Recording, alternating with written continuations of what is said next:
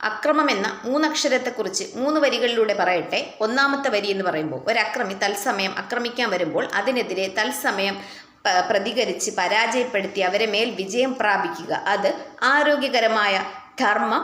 അതാണ് യഥാർത്ഥ ധർമ്മം. 2, ഒരക്രമി ആക്രമിച്ചതിന് ശേഷം അവർക്കെതിരെ പകരം ചെയ്യാൻ വേണ്ടി പോകുമ്പോൾ അക്രമിയെ മാത്രം ശിക്ഷിക്കുക, ഇല്ലായ്മ ചെയ്യുക. അല്ലാതെ അവർക്കൊപ്പം നിരപരാധികൾ കൂടി ശിക്ഷിക്കപ്പെട്ടാൽ ഈ അക്രമിയും അക്രമം ഏൽക്കേണ്ടി വന്ന ആളുകളും തമ്മിൽ എന്താണ് വ്യത്യാസമുള്ളത്?